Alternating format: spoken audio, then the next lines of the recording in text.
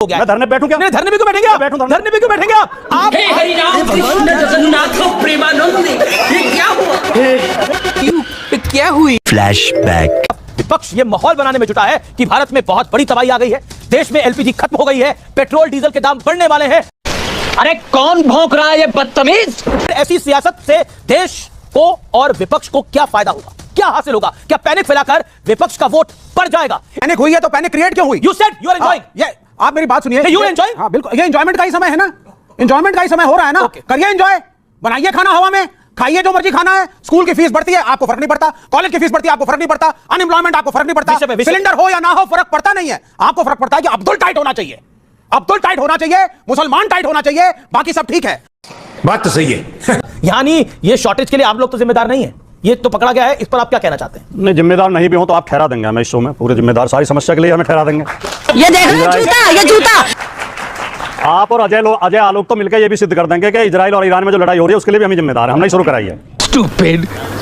Media और BJP का रुख एक हो गया है। जो देश की समस्याएं हैं चाहे वो सामने दिखाई दे रही हो, विपक्ष मुंह ना खोले।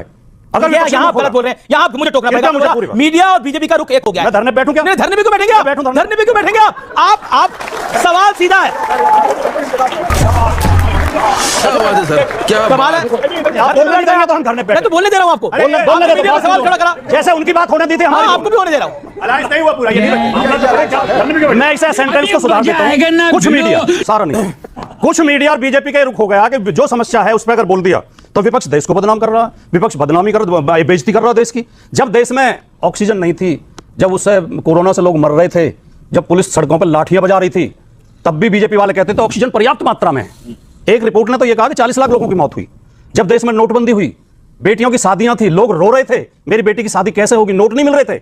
80-80, 90-90 साल के बुजुर्ग लाइन में लग रहे थे, तब बीजेपी वाले कह रहे थे नोट खूब मिल रहे हैं, विपक्ष बदनाम कर रहा है। जब इनकी नीतियों की गलत नीतियों के विरोध में किसान धरने पे बैठे थे, 13 महीने बैठे रहे, 700 किसान शहीद हो गए, धूप में, बारिश में, ओले में। तब ये उन्हें खालिस्तानी बता रहे थे, पाकिस्तानी बता रहे थे, तब उन्हें किराए का बिका हुआ बता रहे थे। जब शाहीन बाग में महिलाएं बहुत अनुशासन के साथ शांतिपूर्वक धरने पे बैठी थी, तब ये उन महिलाओं को भाड़े की किराए की आई हुई बता रहे थे, कह रहे थे 300 रुपए में आ रही है। देश की समस्याओं पे आपका दृष्टिकोण क्या है? विपक्ष की जिम्मेदारी बनती है, विपक्ष का एक कर्तव्य है कि अगर देश में कोई समस्या है तो उस पर बोले, बिल्कुल, और सरकार का उधर ध्यान आकर्षित करे। अब आज देश में गैस की समस्या है, बिल्कुल है, हम इसलिए बोल रहे हैं। Okay, okay. ये तो लेने के देने पड़ गए।